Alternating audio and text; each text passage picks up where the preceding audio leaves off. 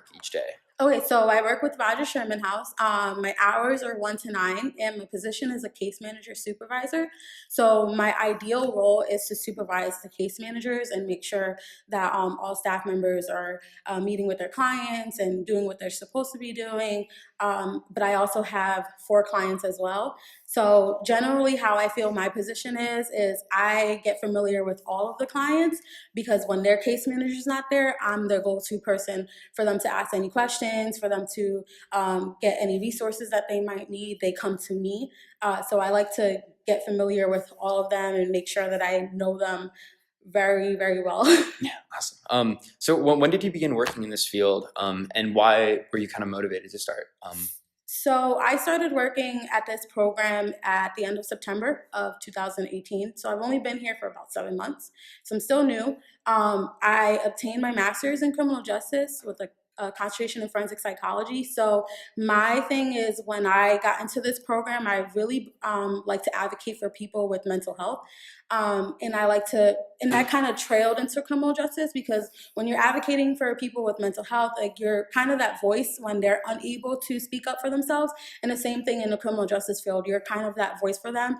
A lot of the clients come into the program with very limited resources. A lot of them have been incarcerated for a certain amount of years and even months, and they're not familiar with the things that have changed. And so it kind of has allowed me to just be a really a good voice and transition person for the clients in the program. That's awesome. Yeah. So moving to like the Roger Sherman House as a whole, when I was at talking to Josh in the Eddy Center, he kind of told me that it was like kind of like a temporary time. It's not as like you don't stay there as long. So kind of I guess what's different about the Roger Sherman house, and how like long do inmate or residents or inmate? I'm not sure what the word is. We say clients. Clients. Yes. All right. Thank you. No problem. Well, how long do clients like normally stay? And yeah, it varies. We have clients who we have something called special parole, which ultimately means that they don't have an address. So sometimes we have people who literally come off of the street and they come into our program because they don't have anywhere to live. And so they stay in our program and they transition out to an apartment. So like those type of individuals, they might only be there for about a month or two. But then we have other individuals who they haven't met, like, we call it 50% of their sentence served. They haven't met that. They're still working on getting money in their account, finding a job, getting an apartment, and they might even be there for over a year. We've had clients who have been here for that long, but it depends on the specific client situation. It depends on if they have family and they can transition to their family's house. If they don't have family, then that they need to focus on actually saving money so that they can get an apartment. So it's kind of like a case-by-case scenario. Mm-hmm. In terms of housing, that's probably like talking to Josh, I kind of realized that housing is kind of like a really big issue and a really big part of like coming out of prison is finding housing, especially from halfway houses. Housing can be really tough. In New Haven, it's kind of like it's a much bigger city than say like Middletown. Was that Mm-hmm. Middletown is where Mm-hmm. the Eddy Center is. Do you think that helps at all with finding housing, or in some ways does it make it somewhat harder? Personally, from my experience, I think they all struggle with finding housing, even though we're in New Haven, because when you think about it, the clients get low paying jobs sometimes. And, they're making minimum wage, and then, for them to have to worry about paying for rent and then the security deposit and finding a place.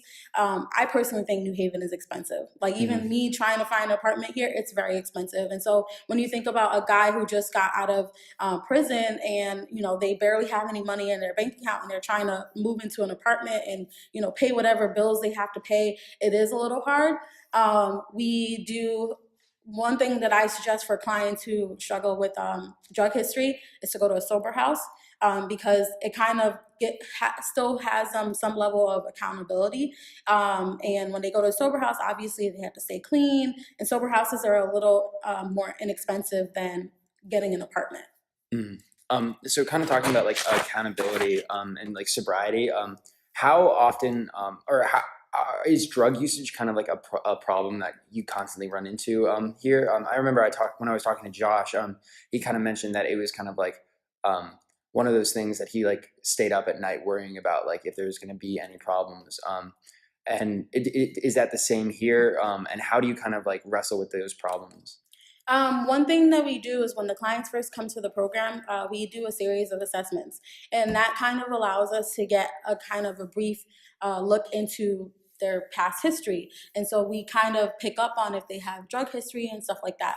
While we don't offer like any in-house services, we refer them to other services. So if I meet with a client and he tells me, oh yeah, I have charges that are drug related, or my drug of choice is X, Y, and Z, then I will immediately refer them to, it's called TCBH, and they do kind of like drug counseling, they do mental health services.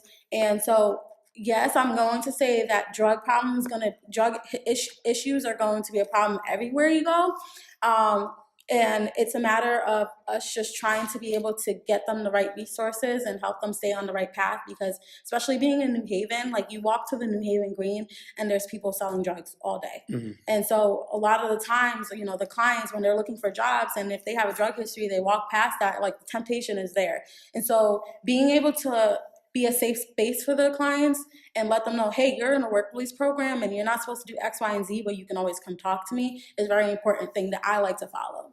Mm-hmm. Yeah, I think like one large part of just kind of like almost the criminal justice system as a whole is that the reforms only really work if you want it to. Yes. It's kind of like if you have to be on board, if it's going to work, like you can put whatever resources you want in front of someone, but if they don't want to help themselves, right, they won't. And I feel like New Haven, especially with the Green, is a place where I figured that would be like a large like temptation area, mm-hmm, a hard place for people like to go to. How often do you drug test clients? Is that something that happens frequently or randomly? Yeah, well, we do required ones and we also do random ones. So basically, when a client comes in, I let them know, and other staff members let them know that, and they sign off on an agreement that we can ask for a drug test at any time or a urinalysis at any time. So ultimately, I can give a client a urinalysis. Well, male staff, just putting that out there, can give a urinalysis 15 times or every day of the month if we really wanted to. But it is required that we do urinalysis a certain amount of months in the months. So moving on to kind of like the setup of Roger Sherman, how do kind of like rooming situations work? And like I guess like rooming, bathroom, all the like the kind of smaller side living things. So the way our program is set up, we have 2 floors. We have 61 beds, so we can have up to 61 clients. And the way the 2 floors work is the first floor, we call them new client rooms. So those house about 4 to 5 clients at a time. And then we have 2-person rooms.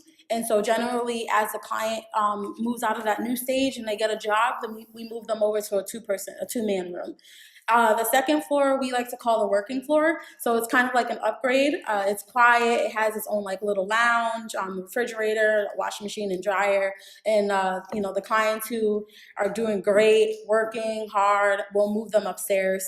It's just out of the way. It's same. It's a little different because it's about 3. I want to say it's a 3-man room, but like I said, it's quiet. It's out of the way. You don't have to worry about all these other people in your business.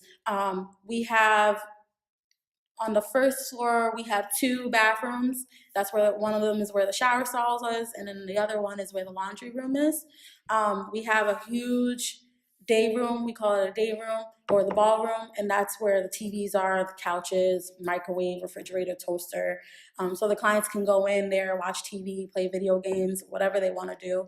And we also have a gym facility, so they can use the gym.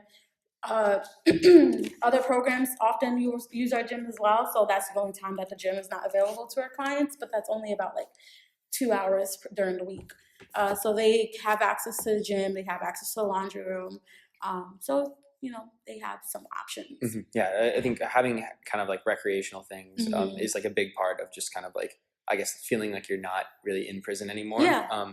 And that's awesome. Like, and we tell them, if you want something, like say we've had a few clients who are artistic, and so the program manager, Joanne, who you're going to meet with, mm-hmm, she's ordered like art materials so that they can have. We have board games, We have pool tables. They can come and play pool with whoever they want to play pool with. So we tell the clients, like, if you want something, like if you want us to order something, let us know, and we'll order it and you take care of it. That's awesome. I had a question about kind of like meals, how they work. Like I've heard other halfway houses kind of a system of like breakfast and dinner is provided, and lunch is kind of like when you're working, you find that kind of yourself. Is that the same here, or are there some sort of differences? We do. We provide breakfast, lunch, and dinner. And if you work, we provide a bag lunch. So when they work, they leave in the morning or the afternoon. You say, hey, do you want bag lunches? Some of the guys, they say no because they go out and get lunch during their break. But we do provide bag lunches. That's awesome. Yeah. So I guess kind of I had a question about kind of residents paying kind of rent here. I know at other halfway houses it could be like 30 or 40 or 50% of whatever income your job is making. Is that mirrored here as well? Yep. So the clients are required to pay 30% of their paycheck. Say, for example, the 30% is so we don't go over $100. So if they make $500 on their paycheck, we would never ask them to give us more than $100. And same thing if they only made a certain amount and it's below the $100, whatever 30% of their paycheck is, that's what we get. If they get paid bi-weekly, then they would give us like the $200 because that encompasses like the 1 week and then the 2 week. So it is 30% of whatever their paycheck is. So I wanted to ask you about kind of the boundaries you place when dealing with clients.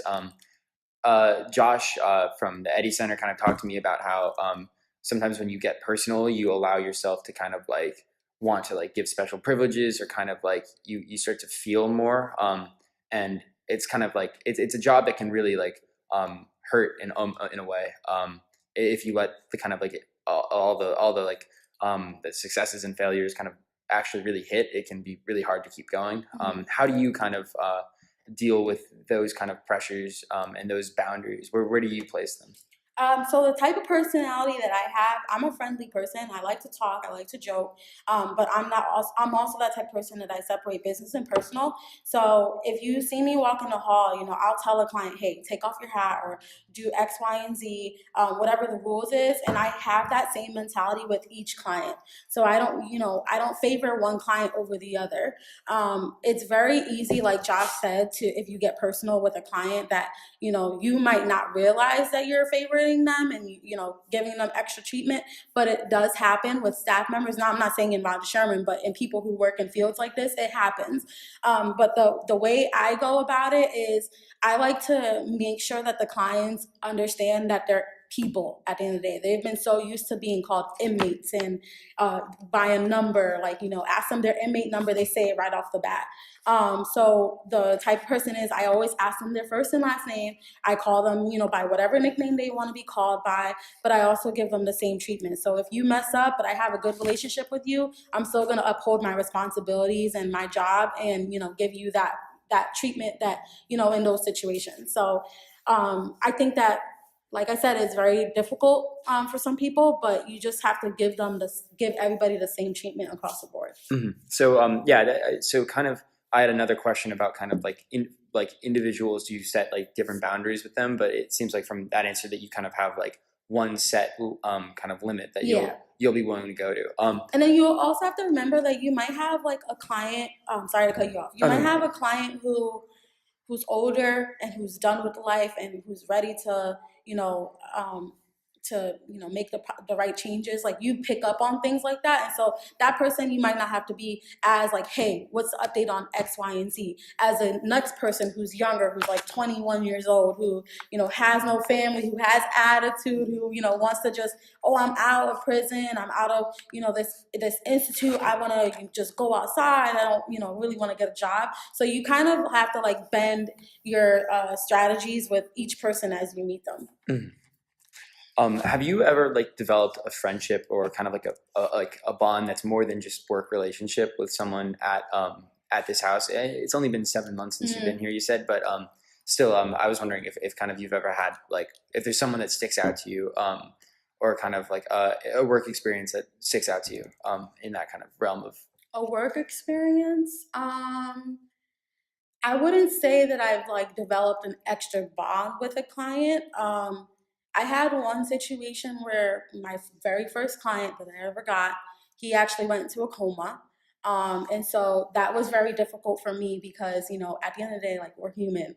And so to see somebody sick and they're not able to, help themselves and stuff like that, that was very hard for me. So like the joy I felt when he got out of his coma and he was, healthy, and the joy I felt when he left the program, like that was amazing. And I think that was like probably one of my best work experiences because it kind of like makes you take a step back, and it makes you like remember that, okay, these people, they're struggling just like we are with, medical issues. They're struggling just like we are with money, family, and it kind of brings you back to reality that even though we're here to work, we're also here to help them and guide them and be there for them. And that kind of allowed me to, not that I got pulled away from that, but it just kind of reminded me about it. And I think I'll always talk about that experience. That's amazing. Yeah.